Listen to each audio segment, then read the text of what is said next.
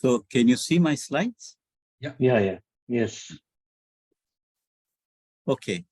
So good morning, afternoon, or evening, wherever you are all welcome. Greetings and salams to all of you. I'm extremely honored and privileged to welcome you all to this third webinar program. Before we start this webinar, as traditional, it's been going on for ages, I will just talk briefly about DFood International. So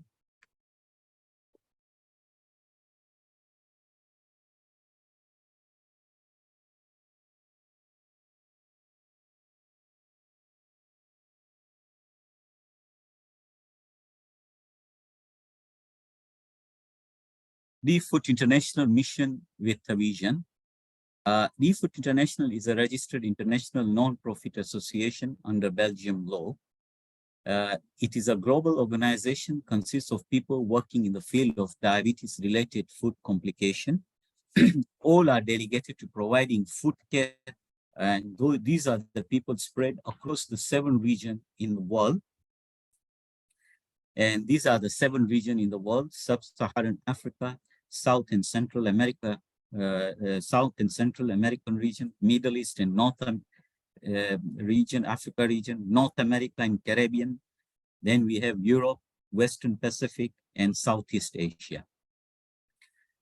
DFood International is, we have a board members, then regional chairs and advisories, and then country representative from each country, and then full members from each country, and it is from all over the 7 regions.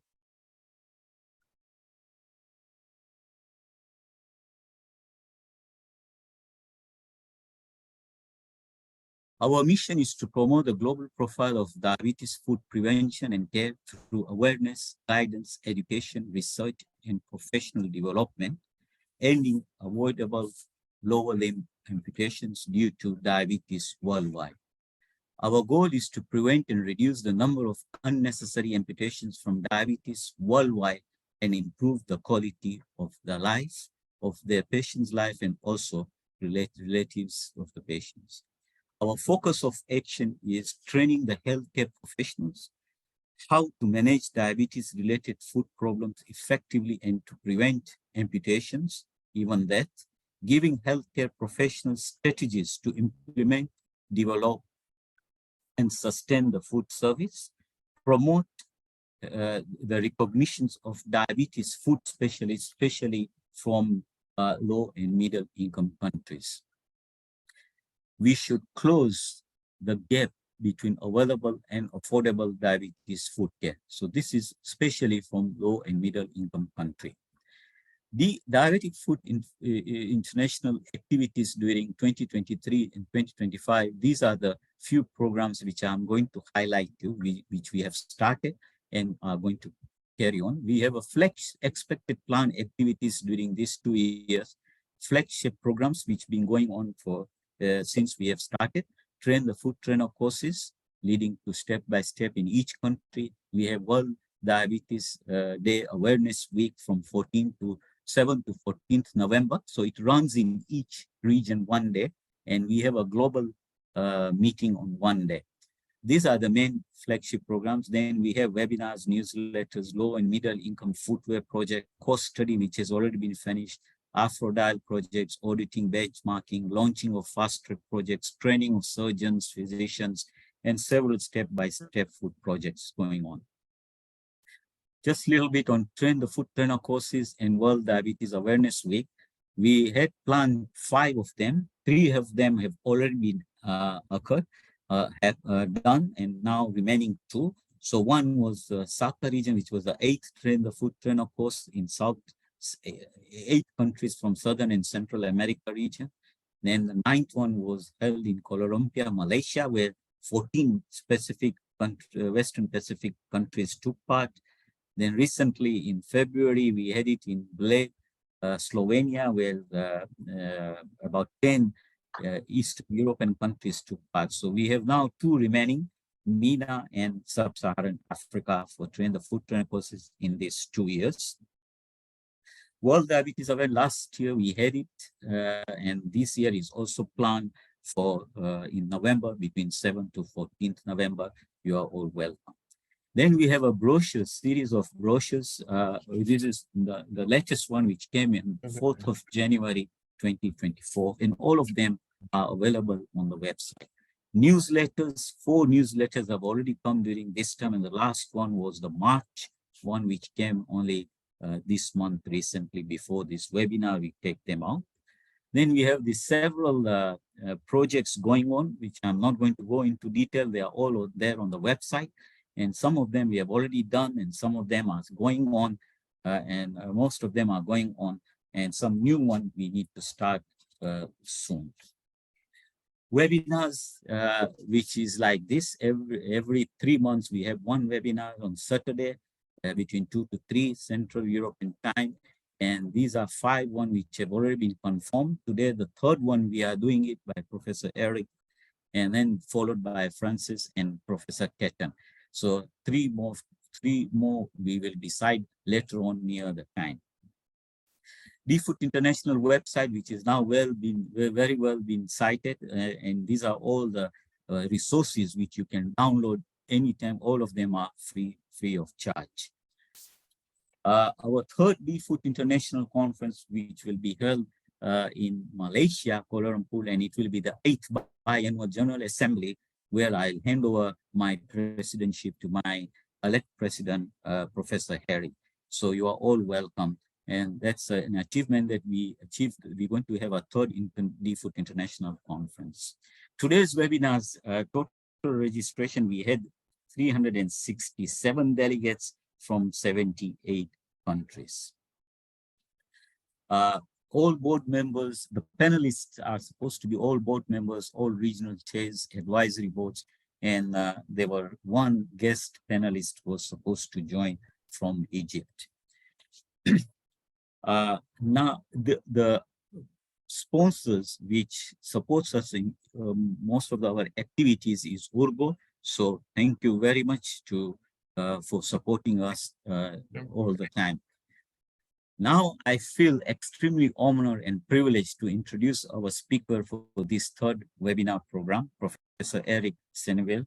And I'll just introduce a little bit, because there is a lot of things you can talk about him.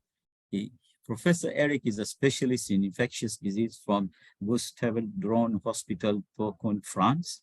He did his medical training from Lille University, France, and before specializing from 1983 to 1981, he was specialized in cardiology, nephrology, internal medicine, and infectious disease.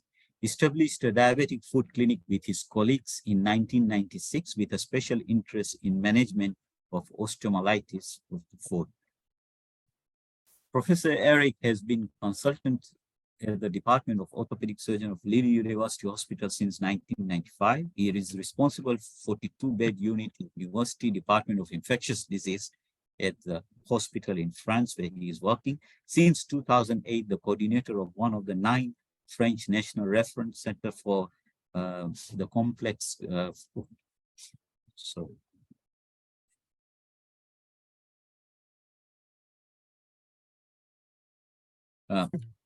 complex. Can you see my slide? Yeah. Yes. Yeah. Complex with osteoarticulars, and the most important and which we should all be aware of is that he's the chairman of International Working Group on Diabetic Foot Infections for the guidelines on management of diabetic foot infections, and I was the part of his group, was very privileged of that, and part of expert panel of the Infectious Disease Society of America. He has authored more than 240 index review articles and original articles, and he has 34 chapters, book chapters in the textbooks. So I feel extremely honored and privileged to welcome our speaker, Professor Eric, for this 3rd webinar program. And today's topic is diabetes-related foot infections according to International Working Group of Diabetic Foot. All the questions can be posted on Q&A section, and then in the end, we will discuss. Welcome, Professor Eric.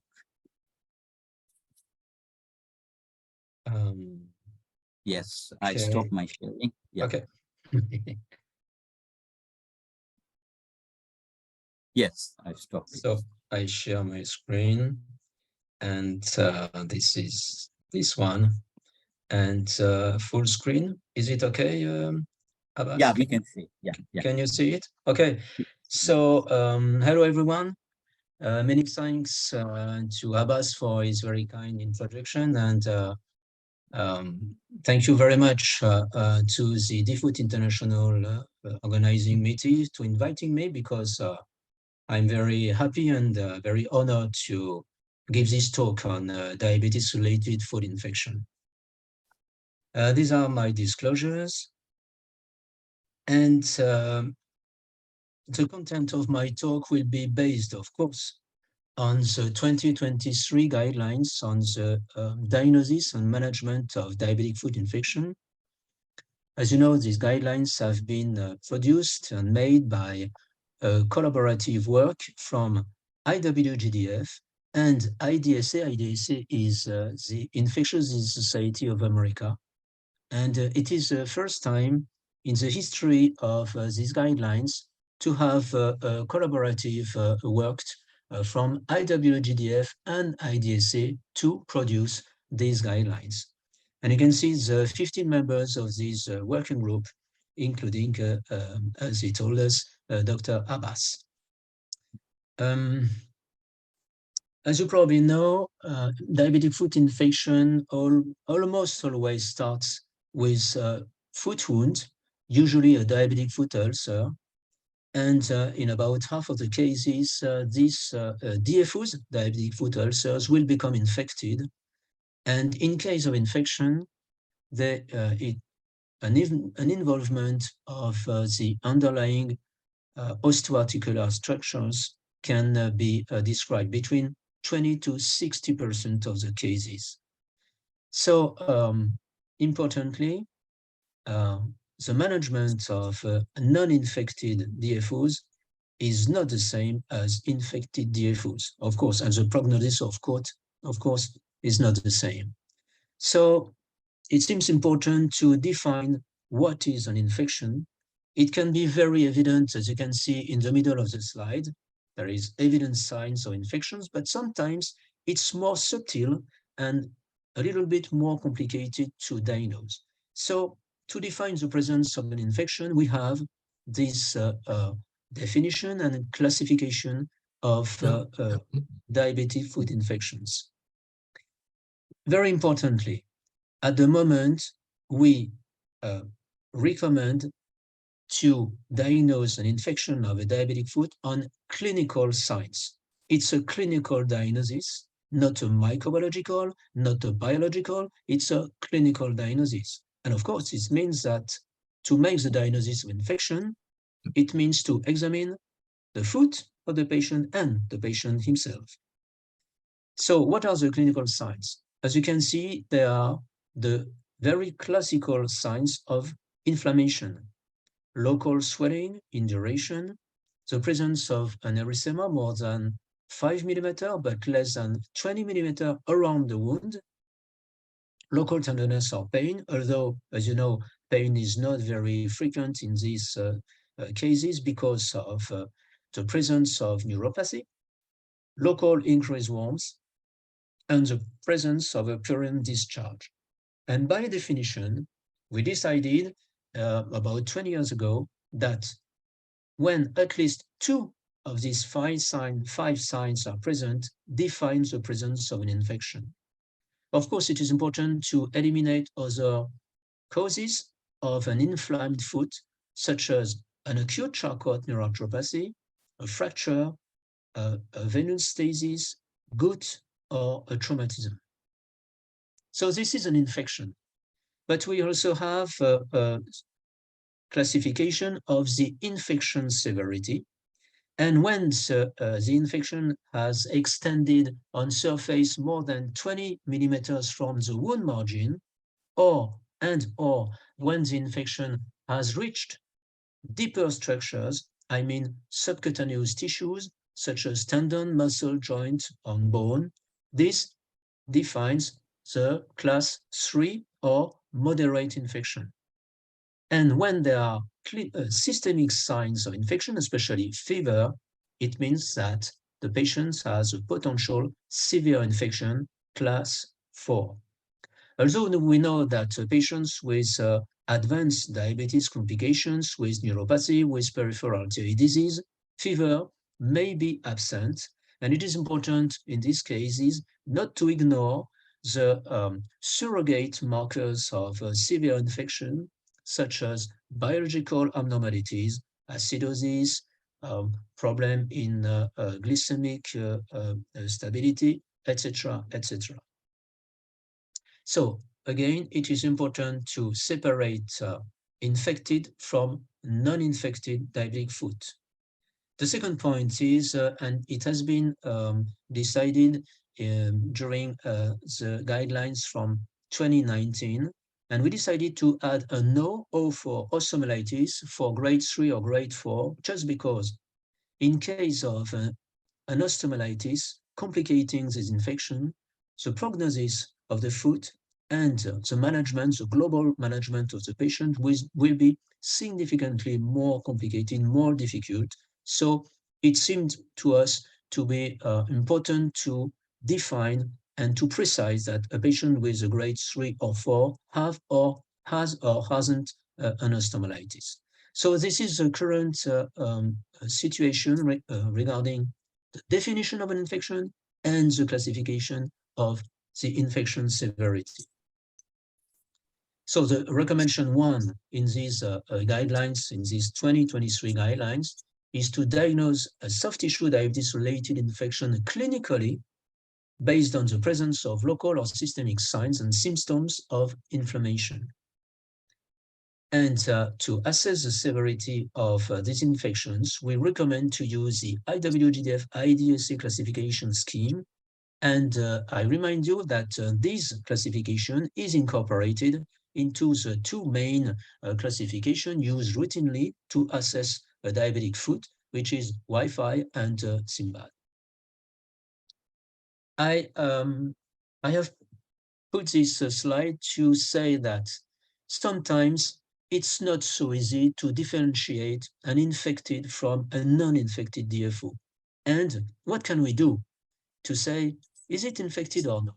So we open the window to use a surrogate marker, and given this the result of this meta-analysis by Sharma and colleagues published 2 years ago, you can see that CRP, which is a very widely non-costly markers, can be used to help differentiate infection from non-infection. So it means that infection should be based on clinical signs, but in case of doubt after this clinical examination, if you want another marker to say infection or not, you may use CRP. The second point is about microbiology, which is a very important part of the management of these patients, because of course, it will help guiding the antibiotic treatment. And you can see on this slide the results of 2 independent, totally different clinical studies. And we can see that Staph aureus, Enterobacteriaceae, especially E. coli, Klebsiella, Proteus, Enterococci, Streptococcus agalactiae, or group B Streptococci, and Pseudomonas aeruginosa represent about more than 80% of all microbes involved in diabetic foot infections. But interestingly, you can see that the situation in the US, and we can say in Western countries from Europe, the microbiology is not the same. If you look at the predominance of bacteria, because Staph aureus is the most predominant in the US, and we can see that Enterobacteriaceae and Pseudomonas aeruginosa are the more prevalent or most prevalent bacteria in Middle East countries, and it is the case from all other warm climate countries. So you can see that looking at the results of these 2 studies, it's not very easy to say, well, talking to all the planet, you should use this kind of antibiotic in case of a diabetic foot infection, because we have different local situations regarding the microbiology. Importantly, anaerobes, strict anaerobes, may be involved in these infections, and you can see that in mean, about the weight of strict anaerobes in these infections is about 7%, and it involves about 17% of the patients. But you also can see that the range is very wide, from 0 to 53, 0 to 100%, and this is probably related to the difficulties in identifying strict anaerobes, because they are fragile bacteria and not very easy to identify. So it depends on the technique used for identifying these bacteria. Recommendation 5. So in a person with suspected soft tissue diabetes-related foot infection, we recommend to consider a sample for culture to determine the causative microorganisms, and preferably by aseptically collecting a tissue specimen by curettage or biopsy from the wound. Why this recommendation? Because globally, we have 2 ways of sampling a wound. There are superficial swabs, very easy to perform, very rapid, non-invasive, and the problem of these swabs is that they cannot distinguish pathogens from colonizers. Because of course, on these DFOs, there are a lot of different bacteria. Some of them do not interact and are not responsible for the infection, and some of them are real pathogens. But how to differentiate colonizers from pathogens?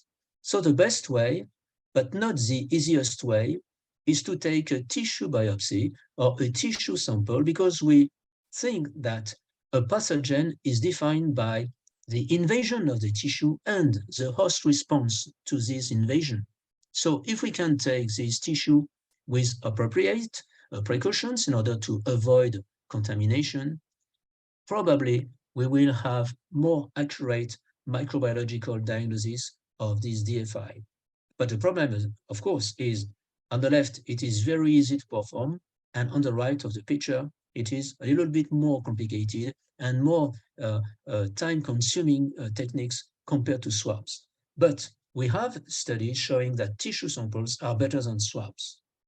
But this is my personal opinion in yellow, and I think if for any reason tissue samples are not it's not possible to perform these tissue samples because of any sort of reason, I think swabs are much better than nothing, because swabs have some limitations, of course, but they will provide you with some information about your microbiological ecology, the microbes responsible for infection in your country where you are working. So again, the recommendation is written like this, but if you cannot use tissue samples, and if you can perform swabs, I think swabs, and I repeat, swabs seems to be better than nothing.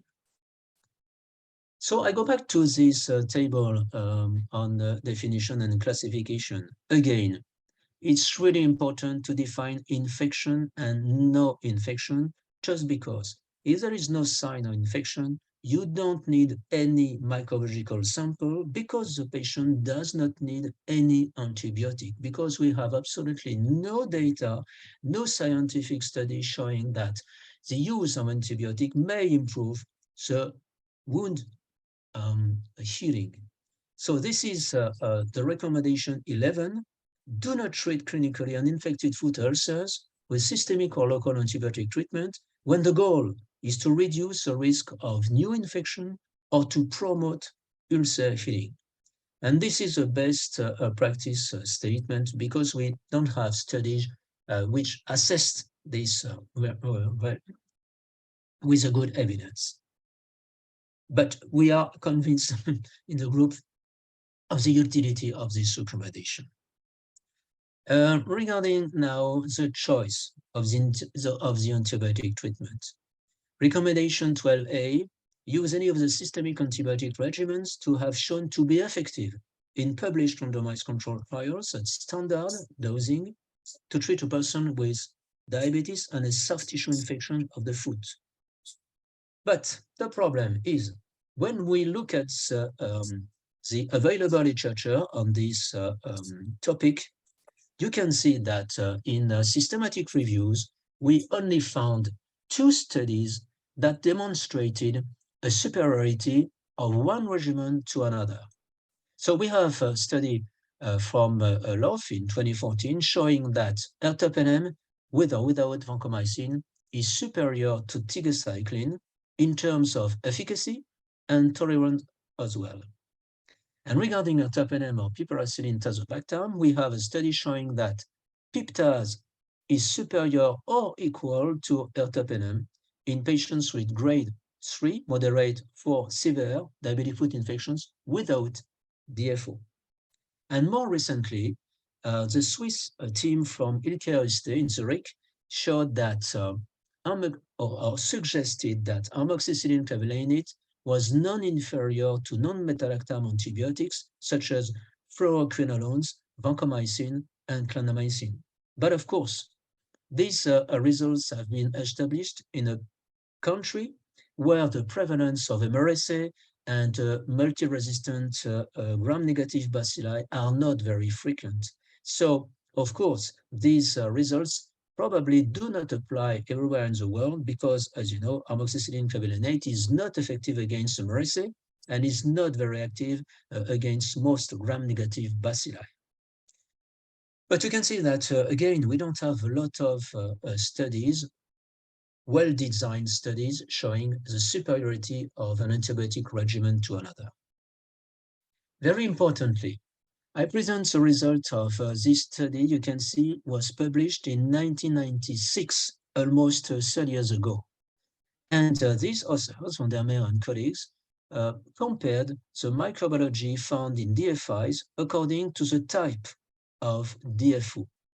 And they used a very classic old Wagner classification from grade 1, a superficial ulcer without penetration to deep layers, to grade 5, the presence of a gangrene of the whole foot. And you can see that in case of a superficial and recent DFO, the bacteria responsible for infection are limited to gram-positive cocci, and these gram-positive cocci are limited to Staph aureus and beta-hemolytic streptococci, especially group B. And in case of chronic, more complex, more deeper structures, you can see that gram-negative rods, gram-negative bacilli, E. coli, Klebsiella, Proteus, and so on, take the profit from the wound lesions induced by gram-positive cocci to occupy the ulcer. And because of the biofilm made by these bacteria, it permits to anaerobes, strict anaerobes, to proliferate under this biofilm in deeper structures. So you can see the conclusion of this paper, very interesting paper, is that the empirical treatment of DFI, diabetic foot infection, should not be the same. And it depends, should not be always the same. It depends on the type of DFO.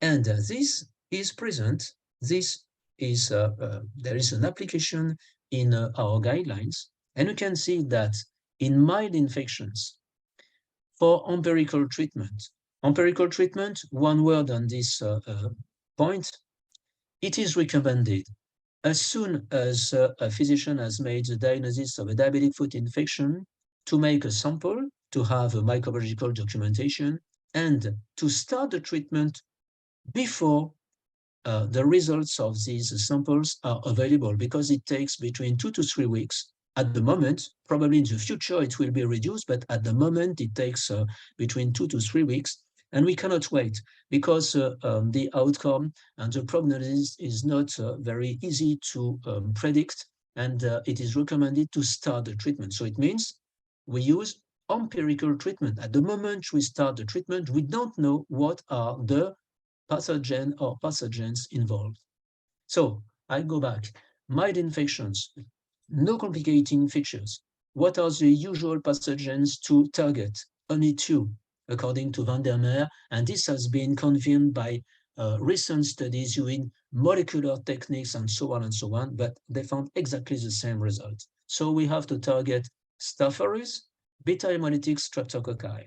What are the potential empirical treatment? We use narrow spectrum antibiotics, so cloxacillin or cefalexin. Again, it's my personal opinion, but I think cefalexin might be better for two reasons. Because if the patient is allergic to penicillin, the risk of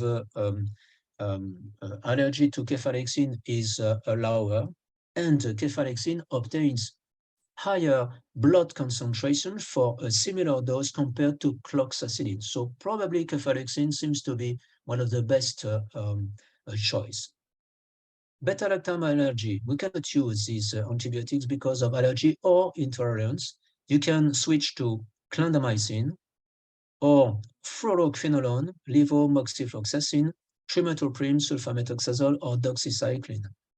We put fluoroquinolone in the table and in the proposition just because we have data in the literature. But again, this is just a personal opinion. I think fluoroquinolone should not be used as first-line treatment for skin and soft tissue infections in these situations because of two reasons.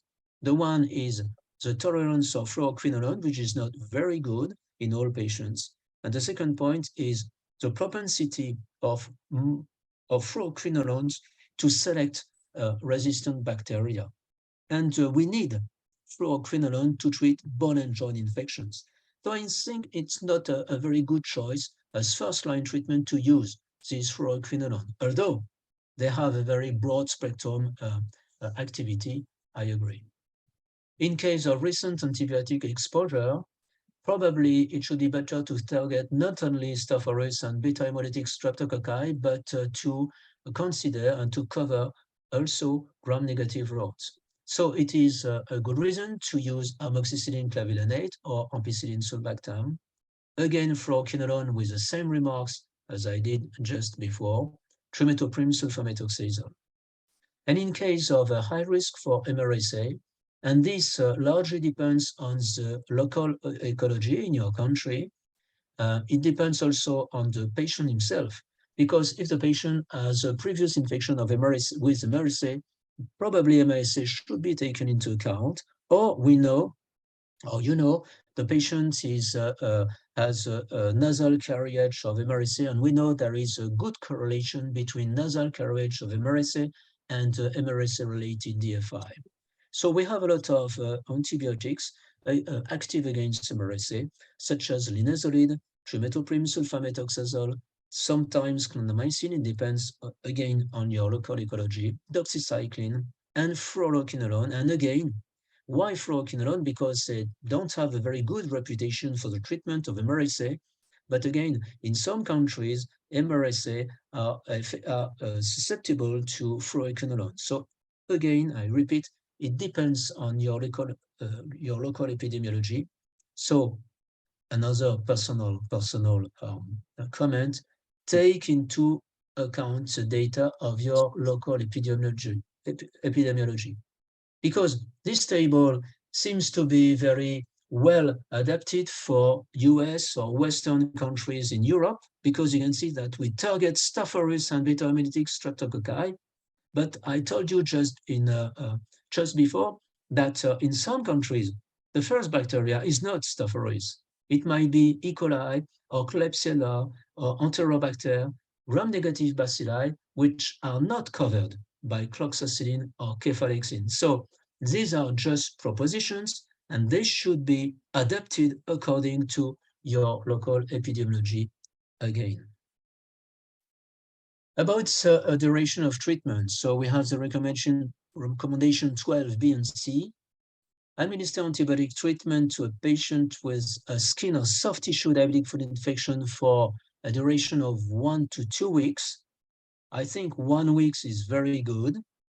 and sometimes 2 weeks, and consider continuing treatment, perhaps for up to 3 to 4 weeks, if the infection is improving but is extensive and is resolving slower than expected, or if the patient has severe peripheral artery disease. So again, I think it is important to prescribe short duration of treatment in case of soft tissue infections. 1 week seems enough in most cases, and you can go at maximum to 3 to 4 weeks, but not more.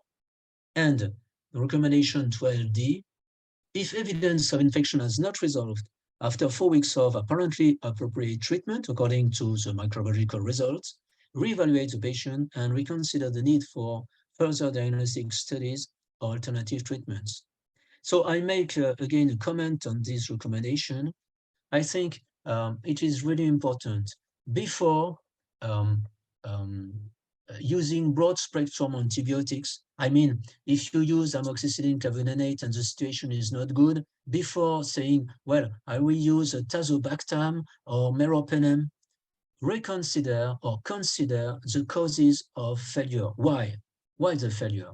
Because the patient did not take the medication, because of adverse events, or is not motivated, because the patient did not respect the offloading of the wound, because there is an abscess in the foot, and it's not very easy to clinically assess the situation, because of a peripheral artery disease, or just because the empirical treatment you decided, you choose initially, is not adapted to the microbiology. So before modifying the treatment, consider the causes of potential reasons of this failure. And I finish on the duration with this recommendation, and in yellow it is a personal recommendation or explanation. Provide the patient with the date of the end of the treatment. And it is really important to take into and to keep in mind, to take into account and to keep in mind that antibiotics are not for the wound healing, they are just for the treatment of infection. So it is important to say, well, I prescribe the treatment for 1 or 2 weeks, so the end of the treatment will be this date. And it is non-dependent, it does not depend on the wound healing. Wound healing is a problem, infection is another problem, and antibiotics are only for infection. And Dr. Abbas and Dr. Lipsky have written a very interesting paper on this very important and specific point in diabetes care, if I'm correct. We have a recent paper, again from the team of Ilke Oiske in Zurich. And as you know, they compared in a randomized controlled pilot trial, they compared 10 to 20 days for the treatment of diabetic foot infections without DFO, first point. And the second point is all patients were treated with surgical debridement. And you can see that they did not find any significant difference between 10 to 20 days regarding the risk of outcome and evolution to osteomyelitis, and the adverse events were comparable in the two groups. So according to this pilot trial, 10 days seems to be sufficient for patients treated with surgical debridement in case of soft tissue infection. So this is a table we propose in the recommendation. Class 2, mild infection, route of administration oral, duration not more than 1 to 2 weeks. In class 3, moderate or severe infection, again, skin and soft tissue infection, it can be started intravenously, especially in severe infection, and then consider as soon as possible the switch to oral treatment, and the total duration of treatment should not be more 2 to 4 weeks. And taken into account the results of the study, I showed you the result, 10 days seems to be sufficient in case of surgical debridement for moderate to severe soft tissue infections. So if we compare the guidelines from 2019 to those of 2023, the results are, or the recommendations are very similar, except the last sentence, 10 days in case of surgical debridement, because we have a recent study. So I go to another point, which is diabetic foot osteomyelitis. As I told you, it's a frequent situation. So the first point is to suspect in which cases should we suspect the presence of an underlying osteomyelitis. It has been resumed in a paper from Ben Lipsky in 2004. And these parameters, these predictors did not change since that time. First point is the chronicity of the wound. If you are managing, you are treating a foot wound, and despite an adequate wound nursing, an adequate offloading, and respected by the patient, the blood supply to the foot is good. And despite all of these things, the ulcer does not heal after at least 4 weeks. It means that probably there is another reason for this non-healing wound, and it could be an underlying osteomyelitis, because the presence of an underlying osteomyelitis prevents the wound from healing. The type of a wound, more than 20 millimeter in diameter or 3 millimeter in depth. Positive probe-to-bone test. This is a very easy test to perform through the ulcer with a metallic probe, looking at a gritty and hard sensation because of the lesion of the bone, the underlying bone. The other point is sausage toe. Sausage toe is this kind of toe, inflamed with some pus, because there is a very close contact between skin and the underlying bone and joint structures. And the second, which is the third, which is really evident, is of course the exposed bone here. Very surprisingly, we have a lot of different papers, at least 8 or 9, I think, showing that in case of an erythrocyte sedimentation rate more than 60 or 70, depends on the paper, this is significantly associated with the risk of underlying osteomyelitis. So these are the classical papers that have been published during the last, since the last 30 years. Confirmation of osteomyelitis needs to have an imaging assessment, MRI, nuclear imaging, or a bone biopsy to obtain a microbiological documentation. So this is the classical feature of osteomyelitis of the diabetic foot. So recommendation 7, taking into account the most recent data.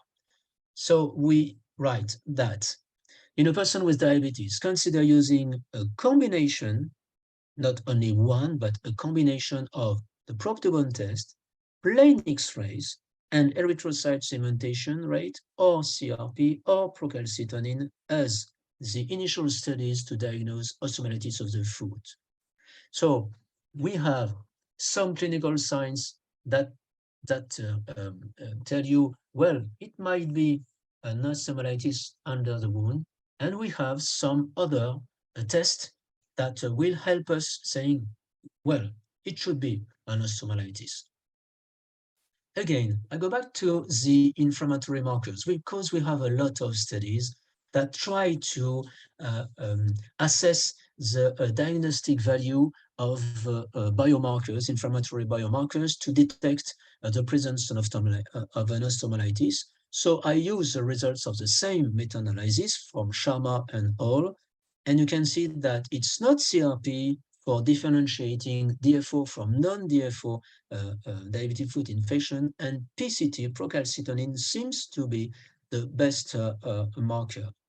But again, we don't make the diagnosis of DFI by using CRP, and we don't make the diagnosis of osteomyelitis using PCT. We should use some different diagnostic arguments to go and to achieve the diagnosis of osteomyelitis. Very importantly, what is the imaging test to be used in this situation?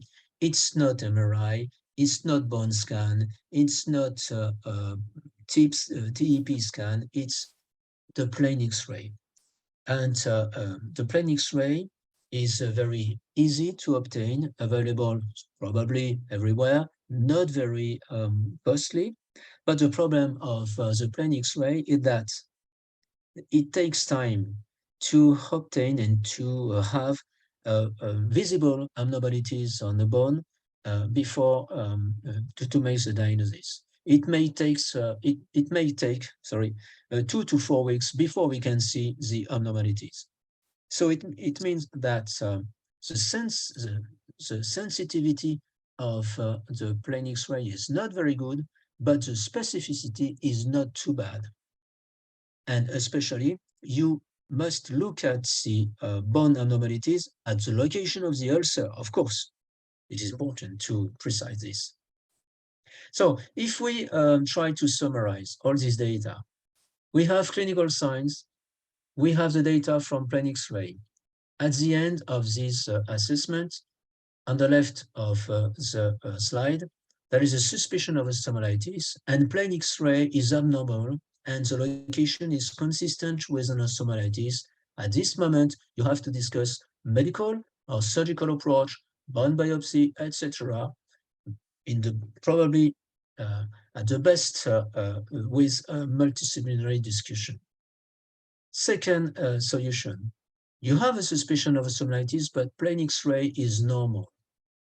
Plain X-ray is normal does not mean there is no osteomyelitis, but as osteomyelitis is not an emergency, you have time to repeat plain X-ray, maybe 2 to 4 weeks later, and look at the result. If it's still normal, you can reperform the plain X-ray 2 to 4 weeks later, because if the bone is normal, probably it's still not an emergency. And if the plain X-ray is abnormal, we go back to the discussion. If you still have a clinical suspicion of osteomyelitis, but plain X-ray remains normal after 1 or 2 sequential repetition of the imaging, you can consider more sophisticated examines like MRI, bone scan, or FDG, PET. And at the end of clinical examination and imaging assessment, there is no suspicion of osteomyelitis. No additional imaging is necessary. Some words about microbiology of DFO. You can see that the microbiology of DFO is exactly the same as we can find in foot ulcer. But if we look at one moment, if we compare the microbiology in the bone and the microbiology present in the foot ulcer, you can see that the concordance is very low. Is a little bit better for Staph aureus, but overall it's low. It means that it's really complicated to determine the pathogens present in the bone, looking at the bacteria present on the ulcer. Although we know that bacteria in the bone are coming from the ulcer, but probably there is a sort of selection of bacteria from the ulcer to the bone with some processes we don't know. So it is recommended to perform a bone biopsy. And do not perform bone biopsy through the ulcer because it's likely to contaminate the wound. And you can see in this study that the concordance between transcutaneous and per wound biopsy is very bad. So it is important, if you consider bone biopsy, to use appropriate technique to avoid the ulcer. It is probably recommended, but we don't have so many data, and conflicting data, but at the moment we recommend to wait 2 weeks before performing bone biopsy if the patient has received antibiotic treatment. Antibiotic treatment is not one dose, but multiple doses of antibiotic. And probably it's not required, it's not necessary to use routine histopathology, because histopathology will take time before you have the results, and it will not inform you about bacteria involved, and it will not help the treatment of the patient. So recommendation 10, in a person with diabetes from whom there is suspicion of osteomyelitis of the foot, consider obtaining bone rather than soft tissue samples for culture, either intraoperatively or percutaneously. If the patient needs an operation because he has a severe infection, you can ask the surgeon to perform a bone biopsy at the end of the procedure, changing of his surgical instruments in order to limit the contamination of the samples. If the patient does not need surgery, you can use percutaneous bone biopsy.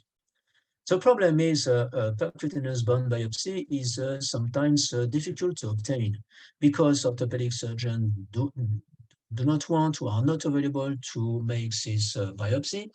The same for radiologists. And we now have some studies showing that a medical doctor, a diabetologist, internist can perform safely and with good results a bedside bone biopsy after a plain X-ray to mark the area to biopsy. And you can see that the conclusion of this paper, it was a prospective study comparing bone biopsy surgically and bedside, and you can see that the conclusion is bedside bone biopsy is simple, is safe, and seems to be an efficient procedure for the diagnosis of TFO. Is it important for the patient outcomes? Do we have data showing that if you use bone biopsy, it's better for the patient? At the moment, not really, because we performed this study 15 years ago, showing or suggesting that if you use bone biopsy to target and to guide the antibiotic treatment, in this study, we obtained better results in the group treated on the basis of a bone biopsy compared to swabs. And when we compared all the parameters associated with the outcome of the patient, the only one was bone culture-based antibiotic treatment. But it was not a comparative, it was not a randomized control study. So at the moment, in the Netherlands, there is a study which is a randomized control trial comparing the outcome of patients treated on the basis of one group based on superficial samples and the other group based on bone culture. So the study is ongoing, and to my knowledge, we don't have the results of this study yet to discuss on the utility of bone biopsy regarding the patient outcome. Another point is the place of surgery versus medical treatment of DFO. And you can see that 20 years ago, Dr. Jeffcoat and Dr. Lipsky said or wrote, it was time to revisit the traditional belief in the need for routine surgical intervention for DFO. And since that time, you can see that some studies have compared or have reported the results of medical treatment of DFO. Medical treatment means no infected bone has been removed, no amputation, no bone resection. And you can see that overall, the remission rate of these patients with DFO treated medically is about 55%, which is not so bad. What are the advantages and limitations of medical treatment? Advantages: absence of biomechanical changes, recurrent ulcerations by pressure transfer of surgery. This can create new ulcer because of modification in the biomechanics of the foot. In case of medical treatment, you don't need an expert surgeon or surgical facilities, and probably this is the costs are lower. What are the limitations of the medical treatment of DFO? The risk of recurrent infections, because the infected bone is kept in place, it is remaining, a persistence of the cause of DFO, because the bone abnormality at the origin of DFO is still, again, in place. And the problem of medical treatment is that we usually need a more prolonged treatment compared to surgical approach, and this prolonged antibiotic treatment are associated with toxicity, the risk of antimicrobial resistance, and the risk of C. difficile, Clostridium difficile associated diarrhea. So Benevsky has summarized the profile of the patient in favor of a medical management. It is a patient too unstable for surgery, which is not so frequent. For this patient, we expect bad postoperative mechanics. The patient does not need surgery for anything else. It's a small 4-foot lesion. You don't have any skilled or motivated surgeon.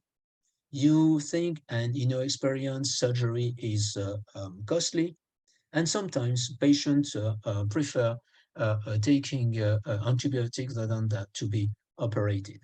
So this is the profile of some criteria to base the decision between medical and surgical treatment for DFO. Something else, it's about the choice of antibiotics for the treatment of DFO. We have at least 2 studies showing that DFO is a biofilm infection. You can see that when we look at the bone biopsy using electronic microscopy and so on, and other techniques, biofilms are present in about 70 to 75% of bone samples. And these bacteria are present in the cells intracellularly, osteoblasts, osteocytes. They have reduced bacterial metabolism. They are embedded in a glycoprotein matrix. It's local immunosuppression, and there is a specific environment which is not very favorable to most antibiotics.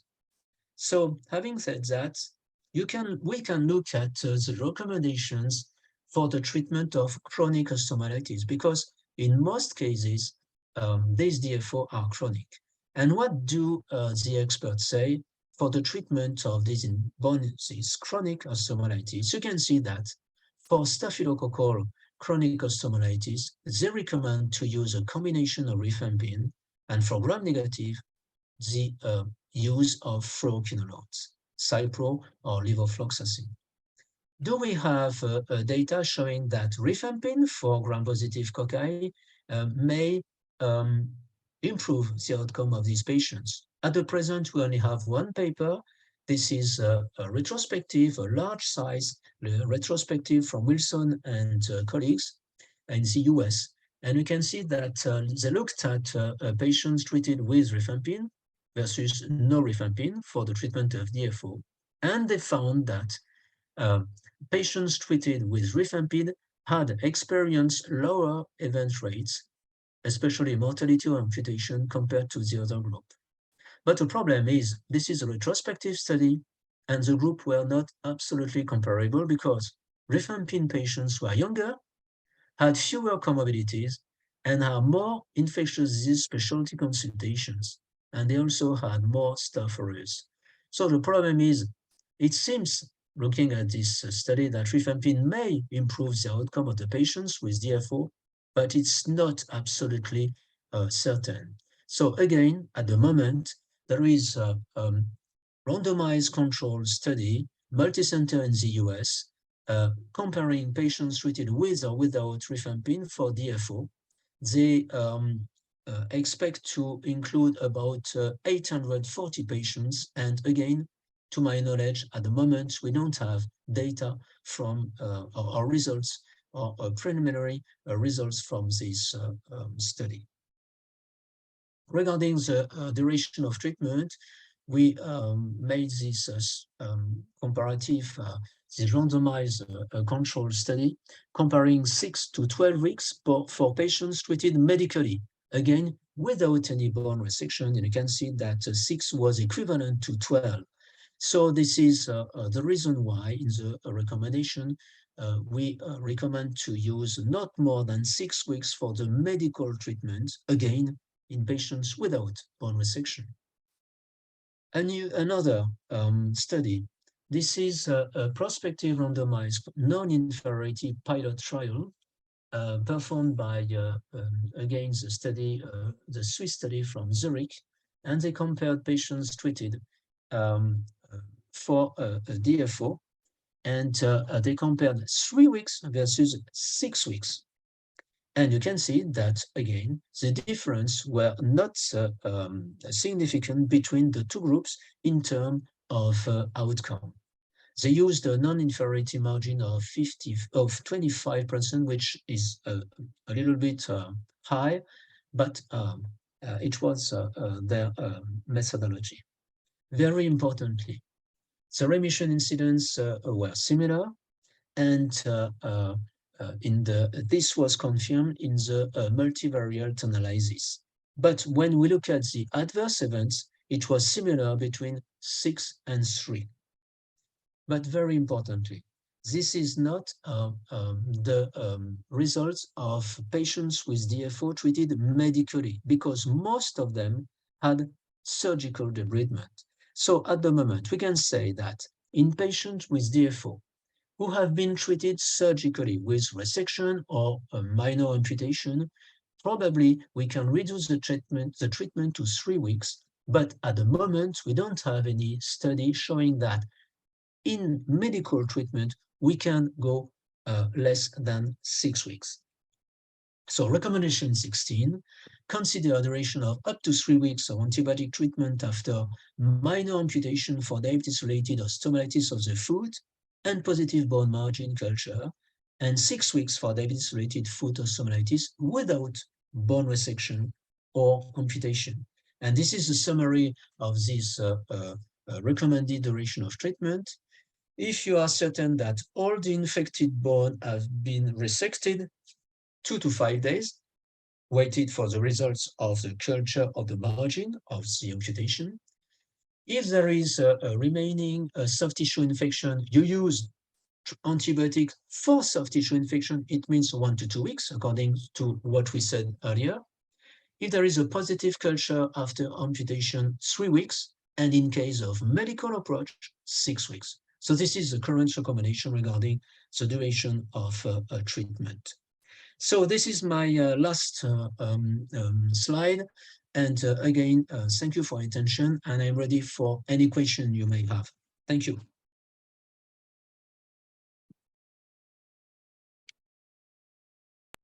Thank you very much, Eric. Fantastic. It was very nice, to the point, and very clear as usual. Thank you very much. And I hope globally they must have gained a lot of knowledge through this recommendation. I remember we had 25 recommendations, but obviously in this short time we cannot speak about 25 recommendations. And you exactly picked the most important aspect. And I'm really happy most of the things which you picked are really relevant to the low and middle income countries. Thank you very much for that. Thank you very much. You're welcome, Albert. Pleasure. Yeah. I see there are no questions in Q&A.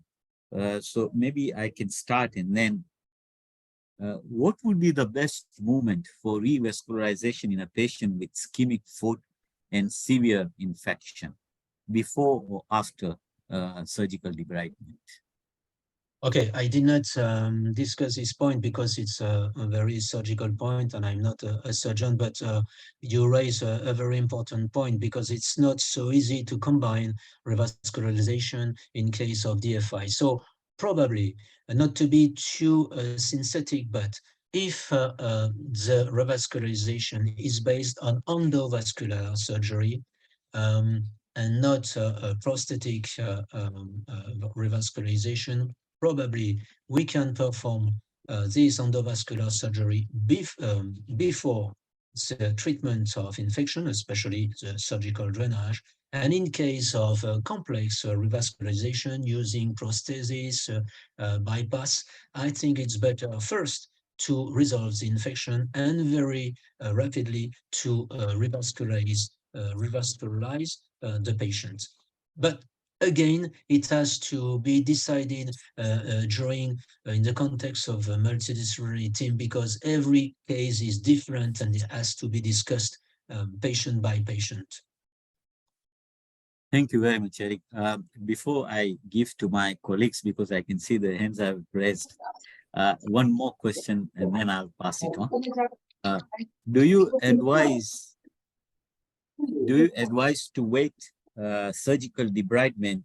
Because these are common questions asked. So it would be very nice if it comes from you.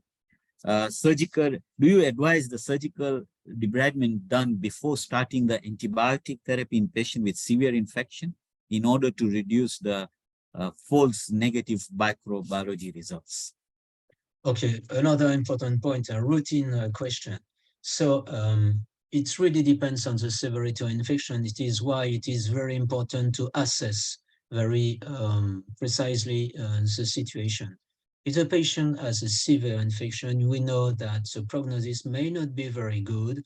And of course, the patient needs antibiotics, not question to wait anything before starting probably broad spectrum antibiotics because we are on severe infection. I did not show you the tables with a moderate and severe because they are very big tables and very long to comment. But the thing is, severity needs early antibiotic treatment, and very importantly, because we are talking about severe infections, and I did not discuss that, so thank you for the question, because probably in this patient, we can start microbiological sample by doing blood samples, blood culture, very important, because even if the patient has no fever, because we know these patients may not have fever, it is important to have this blood culture in case of severe infections. And the second point is, because the diffusion of antibiotics is not very good in these necrotic tissues with peripheral disease, the inoculum, the bacterial inoculum is very high, so the risk of sterilization of the samples is very low. So you should start antibiotics, perform surgery when you can, and perform samples, and probably these samples will remain positive because antibiotics will be efficient in the blood, which is the most important for the patient at first, and then in the tissues. So with no doubt, in case of severe infection, blood culture, and then immediately start the most appropriate antibiotic treatment. Thank you very much, Eric. That was very clear.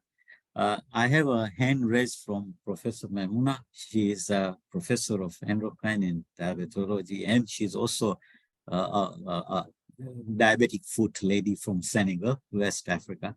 It's very nice. She's also a regional chair of Diabetic D-Foot International. Yes, Professor Maimouna. Hi, Maimouna. Hi, Maimouna. Nice to see you. Hello, Eric. Thank you so much for this wonderful presentation. I was particularly interested because, as you may know, in our country, infections are the main factors leading to amputations due to many reasons: poor hygiene, maybe because of healthcare professionals are not really trained in, assessing the food and taking care of that kind of issues. Regarding the choice of antibiotics, I'm not sure you didn't treat it. Maybe you talked about it because unfortunately I was disconnected at some point. You said that amoxicillin clavulanate are non-inferior to non-beta-lactamate antibiotics such as fluoroquinolones. And I also remember that in a previous talk, you said that these amoxicillin clavulanate were blacklisted because of their mainly because of their effect on the microbiota. So I wanted to clarify that point, because this is an antibiotic that we use very often, because this is what we can afford, and this is also what is available in our settings. Thank you. So thank you for the question, Mamana. So I presented a recent paper from the Swiss team of Zurich, and they compared amoxicillin clavulanate to other antibiotics, and they concluded that they were equivalent. And I said that, well, but amoxicillin clavulanate is not is not appropriate everywhere in the world, because some countries, as you know, have a prevalence of MRSA about 60% if I am in Brazil, if I am in Vietnam, if I'm in other countries. So, of course, there is no place for this antibiotic in these countries, because staff may be involved, especially MRSA. So what I said when we discussed earlier about amoxicillin clavulanate is, when you have an alternative to amoxicillin clavulanate, because I take an example.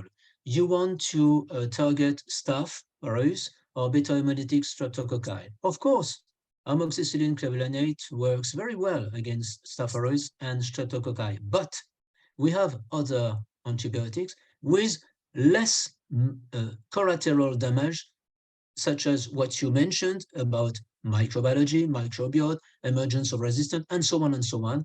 It is because, and this is the reason why we favor the use of cloxacillin or cefalexin. But if you want to cover E. coli, streptococci, staphylococcus susceptible to methicillin susceptible, or some anaerobes, amoxicillin clavulanate is a very good antibiotic, of course. But again and again, what I am saying cannot be right everywhere in the world. It depends on your local epidemiology and microbiology. But the message, Mamina, is if you have an alternative to amoxicillin clavulanate, use preferably, if it's possible, the alternative, because of what I said. Thank you very much. Very clear. You're welcome, Mamina. Very much.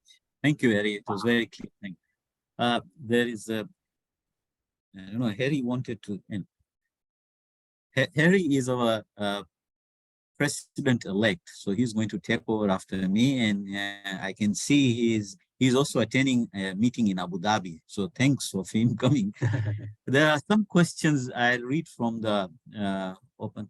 How about use of ampicillin and sulbactam as a first-line treatment in mild diabetic foot infection?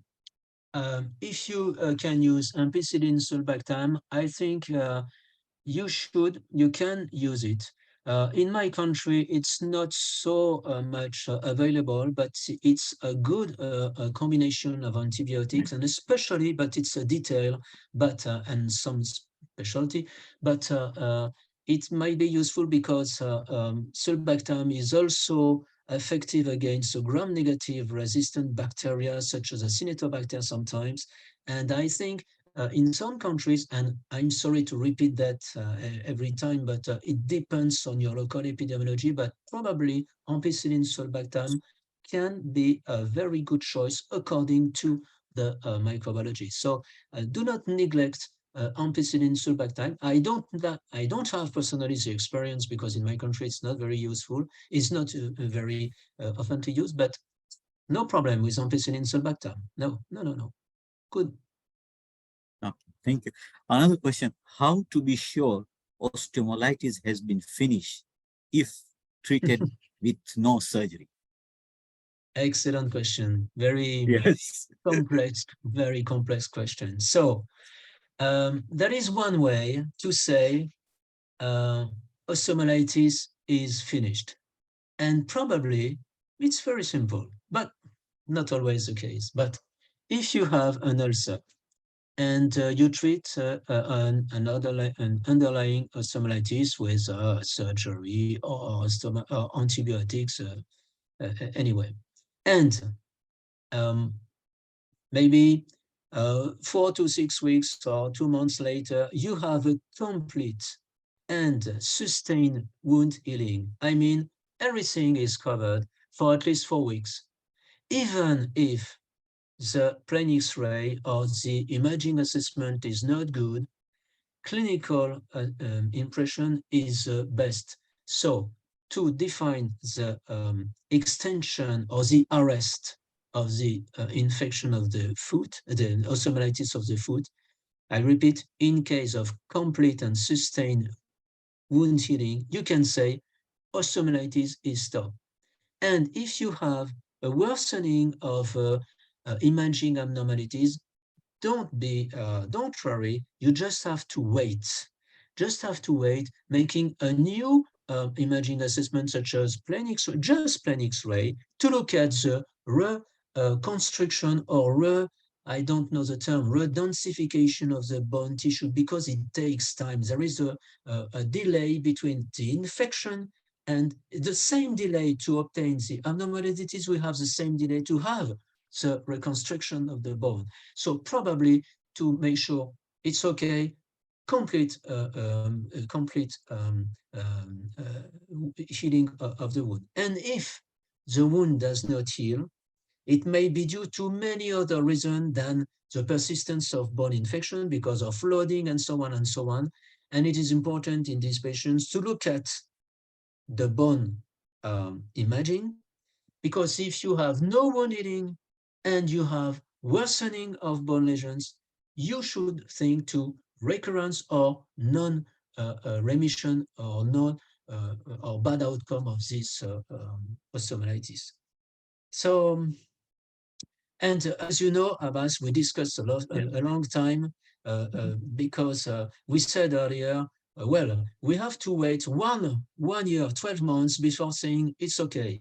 But at the same time, we know that there are so many other reasons for the ulcer to reoccur and to have new bone infection that we decided in the group to reduce this period for assessing the outcome to 6 months and not 12 months, because 12 months probably we overestimate the rate of failure. Complex question, complex. Yeah. And it was not a question about, but sometimes I am asked the question, of course, do not perform a bone biopsy to say there is no more bacteria. No, absolutely no interest to do that, to my opinion. That's the last statement is very good. At least I think maybe that's the message went through. And this question we discussed a lot, and then we had also put something in the controversy to look further into it. Yeah, absolutely. Yeah. There's a question from Cambodia. She's a diabetologist. I have a question for a patient with osteomyelitis for foot diabetes, X-ray to control osteomyelitis after antibiotic. Which week should we take a control X-ray? So after how many weeks they should take a control X-ray? Oh, okay, sorry. In my center, but we did not make any recommendation because we don't have studies, but usually we perform a plain X-ray to control the diabetic foot osteomyelitis between 4 to 6 weeks after starting the antibiotic treatment. Because again, we have this delay between infection. So I would say 4 to 6 weeks. Yeah, right. Another question is, in a failed treatment, re-evaluation, if the patient is on antibiotic, will this affect the culture? Do they need to be off antibiotic for how many days? Then you can take a culture if need arise. So probably, if it's is it osteomyelitis or is it a soft tissue infection? We don't know. That is, yeah. So probably for soft tissue infection, if you have clearly a bad outcome and persistent inflammation, I think probably that you can stop antibiotics 2 days, just 2 days, and perform a new sample. because remanence of antibiotic into soft tissues is not very long. And if you can see inflammatory signs, worsening wound, probably bacteria are in good shape, and probably you will not have any problems to take them and to identify them. It's not the same for bone, because we know that when you prescribe antibiotics for DFO, the remanence of most antibiotics into the bone is at least 1 week and sometimes 2 to 3 weeks. So we recommend, just because we are very convinced that DFO is not an emergency, compared to soft tissue infection, that you can wait probably 10 to 14 days before reassessing bone infection, because for soft tissue, it's not very complicated to obtain a sample, and for bone, it's complicated. So it would be a bad point to make an invasive procedure with a high risk of obtaining false results, false negative results. So I would say, to respond, at least 2 days for soft tissue and probably 10 to 14 days for bone. This is my response. My proposition, my proposal, not my response, my proposal of us. Yes, I agree. Thank you. Another question, could we assume that forefoot osteomyelitis with good perfusion without abscess, that this patient could be treated only clinically and with oral antibiotics? Absolutely. Absolutely. We have a lot of cases, and we are trying to report this experience, but we are not the only one to have this experience. And because we have a lot of antibiotics with very good oral bioavailability, it means that when you take it orally or intravenously, the result is absolutely the same. So we are absolutely convinced, and we have, again, data in favor of this, to consider oral treatment only for forefoot limited osteomyelitis in a patient with good perfusion. So I would say really yes, yes, yes to these questions. Yeah. Yeah, and I think lastly, do we follow the same antibiotic treatment regime if there is a recurrence? Oh, this is another very good question. And we have data. Again, Ilke with his team has tried to respond to this question. And he found that in case of recurrence, usually the bacteria are the same. So it's not mandatory to modify each time the antibiotic in case of failure. And it is an illustration of what I said before, saying, well, it does not go well with my antibiotic A. I will use a double, a very broad spectrum antibiotics because the situation is not good. No. First, why the situation is not good? It is not always the case. It is not the reason is not always the antibiotic itself. You have to look at the samples and the results of the samples you made before starting the treatment, and looking at foot loading, the observance to the treatment, and abscess, and so on and so on. And if you don't find anything, probably you will broaden the antibiotic treatment. But first, reflection: why is this a bad situation? Before prescribing antibiotics, this is not a good way to manage these infections. Except, of course, if the patient has signs of severe infection. Of course, if the patient has bad tolerance, you open the antibiotic treatment. Of course, you broaden the antibiotic treatment. Yeah. Eric, the last one. This is from, I think, from Africa. Yeah. Is there a difference between culture from tissue versus swab? What is the difference? Why it is discouraged? That's what they're asking. Regarding the culture media or a technique? Between what and what, Bas? Swab and culture. Ah, okay. No. The technique is the same. The technique is exactly the same. The difference is about the quality of the sample.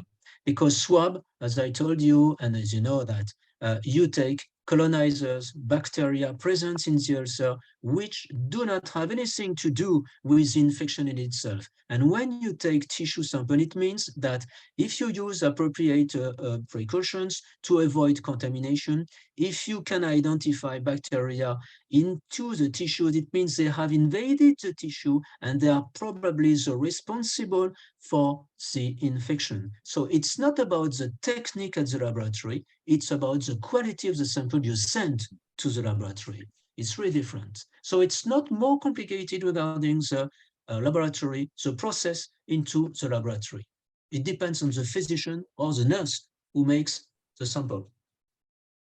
Yeah, here I will also add, I think it's a recommendation 5. There is a paragraph for grant staining as well. Absolutely. And the strength was moderate. You remember, recommendation was or condition. Yep. So yes, that can also come, yeah. And we have studies from the UK showing the benefit of using this tissue versus swabs. Okay, Eric, thank you.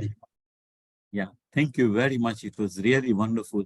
I mean, you can see people are here still above 100, still listening, wants to listen to you, but time is not in our favor. Now, as a traditional, the last, I will hand over to President-elect to give you a vote of thanks. Yes, Harry, can you? Yeah, thank you, Abbas. I think I would like to take this opportunity to thank Professor Eric Senneville for doing a wonderful job. Because the thing is, I think look at the problem with diabetic food in the world now, basically, a lot of times it's basically infection, which is causing a problem. And we in even Asia Pacific find infection as a major problem. And your talk is actually superb in the sense that actually even in terms of cultures, basically tissue and all that, why we try not to use swabs and all that, which antibiotics are important is important, because the thing is you're also looking at antimicrobial stewardship and resistance and all that. So I think all that has been covered. It's really a pleasure to actually have you here. Thank you very much on spending your Saturday to actually be with us, with the whole D-Food family. Okay. At the same time, I would like to thank basically Dr. Abbas, Ali, the whole D-Food board, and our regional chairs who have joined this group, managed to actually come with proper questions and all that, and also thank the delegates who are here. We have 111 basically at one of the peaks there, so that's quite good, at least on a Saturday night at a different timing, different time zones. I mean, we have got South America, we have got Europe, we have got Asia, Middle East, and all that.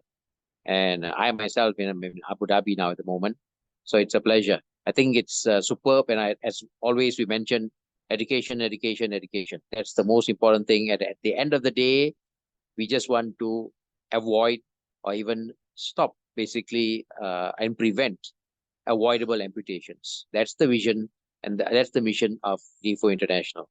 Thank you again. Thank you, Eric. Thank you, Eric, once again. And thank you to the sponsors, Urbo. And we'll see you again. The webinar is on 8th of June. So if you can mark, there are still above 100 people. Professor Fem, who is now who's chair of International Consensus of International Working Group of Diabetic Food, she will talk on wound classification. Eric, thank you very much. Thank you. I really enjoyed it. Thank you. Thank you. It was good to see you all. Thank you for the invitation. Thank Bye-bye. you. See you. Bye-bye. Bye.